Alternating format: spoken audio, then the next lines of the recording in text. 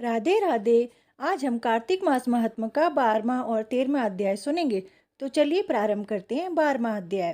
नारद जी ने कहा, तब जलंधर को अपनी खोज में आते देखकर इंद्र आदि देवता भय कंपित होकर वहां से भी भाग निकले। वह भागकर बैकुंठ में भगवान विष्णु के पास पहुंचे। फिर सब देवताओं ने अपनी रक्षा के लिए उनकी स्तुति की। देवताओं की उस दीन वाणी को सुनकर करुणा सागर भगवान विष्णु ने उनसे कहा, देवताओं, तुम भय को त्याग दो। युद्ध में मैं शीघ्र ही उस जलंधर को देखूंगा। ऐसा कहने के साथ ही भगवान गरुण पर जा बैठे।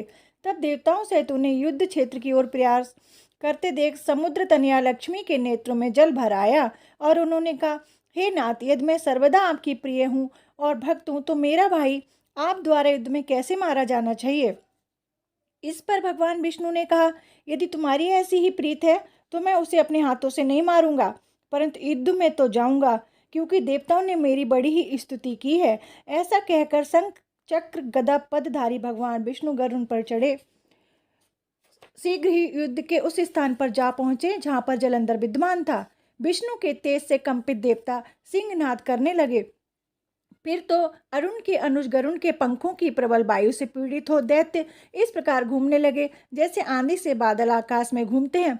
तब अपने वीर दैत्यों को पीड़ित होते देखकर जलंधर ने क्रोधित होकर भगवान विष्णु को कठोर वचन कहकर उन पर पूरी ताकत के साथ आक्रमण किया।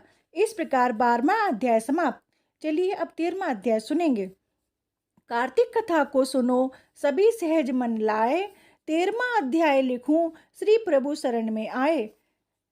दैत्यों के तीक्ष्ण प्रहारों से व्याकुल देवता इधर उधर भागने लगे। तब इंद्र आदि को इस प्रकार भयभीत देखकर गरुण पर चढ़े भगवान युद्ध में आगे बढ़े। उन्होंने अपना सारंग नामक धनुष उठाकर बड़े जोर से टंकार किया। त्रिलोक में गूंज उठा। पल मात्र में ही भगवान विष्णु ने हजारों दैत्यों के सिर काट दिए। यह देखकर जलंधर के क्रोध की सीमा न रही। फिर तो भगवान विष्णु और जलंधर का महान संग्राम हुआ। बाणों से आकाश भर गया। लोग आश्चर्य करने लगे। भगवान विष्णु ने अपने बाणों के बेग से उस दैत्य की ध्वजा, रथ और धनुष बाण काट डाले तथा एक बाण से उसकी छाती में प्रहार किया।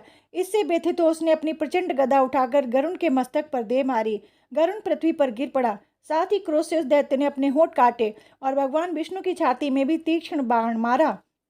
इसके उत्तर में भगवान विष्णु ने उसकी गदा काट दी और अपने सारंग धनुष पर बाण चढ़ाकर उसको बींधना आरंभ किया।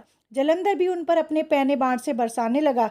उस समय जलंधर ने भगवान को कई पैने बाण मारकर उनके दिव्य धनुष को काट दिया।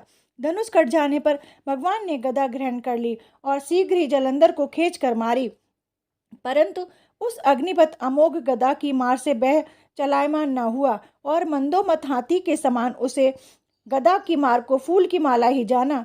साथ ही उस युद्ध दुर्मुद ने अत्यंत ही क्रोधित होकर अग्निमुख त्रिशूल उठाकर भगवान विष्णु पर छोड़ दिया।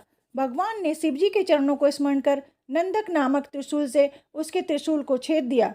जलंधर ने झटपट भगवान की छाती में एक मुष्टिक मारा। उसके उत्तर में भगवान विष्णु ने भी उसकी छाती पर अपनी मुष्टिका का प्रहार किया। फिर दोनों घुटने टेककर बाहों और मुष्टिकों से बाहर युद्ध करने लगे। कितनी ही देर तक भगवान के साथ युद्ध करते रहे। जब कुछ भ्रमित से हो गए तब सर्वश्रेष्ठ मायावी से भगवान उस दैत्य से मेघवाणी में बोले, हे रण दुर्मुद दैत्य श्रेष्ठ, तू धन्य है जो इस महायुद्ध में इतने बड़े बड़े आयुधों से भी भयभीत न हुआ। तेरे इस युद्ध से मैं बहुत खुश हूँ। तू जो चाहे वर मांग, मैं अदेय वस्तु भी आज तुझे दे दूंगा। माया भी भगवान विष्णु की ऐसी वाणी सुनकर जलंधर ने कहा, हे भावुक, यदि आप मुझ पर खुश हैं तो ये वर दीजिए कि आप मेरी बहन के साथ तथा अपने सारे कुटुंबियों के साथ मेरे घर पर निवास करें। नारद जी कहते हैं, उसके ऐसे वचन सुनकर भगवान को खेद तो हुआ, किंतु उसकी क्षण उन देवेश ने तथास्तु कह दिया। अब भगवान विष्णु सब देवताओं के साथ जलंधरपुर में जाकर निवास करने लगे। जलंधर अपनी बहन लक्ष्मी और देवताओं सहित भगवान को वहां पाकर बड़ा प्रसन्न हुआ। फिर तो देवताओं के पास जा जो रत्न आदि थे उनके स्थानों पर दैत्यों को स्थापित करके जलंधर पृथ्वी पर आया। निशुंभ को पाताल में स्थापित कर दिया और देव दानव यक्ष गंधर्व सर्प राक्षस मनुष्य आदि सबको अपना बसवर्ती बनाकर त्रिभु भवन पर शासन करने लगा। उसने धर्मानुसार सुपुत्रों के समान प्रजा का पालन किया। उसके धर्मराज में सभी सुखी थे।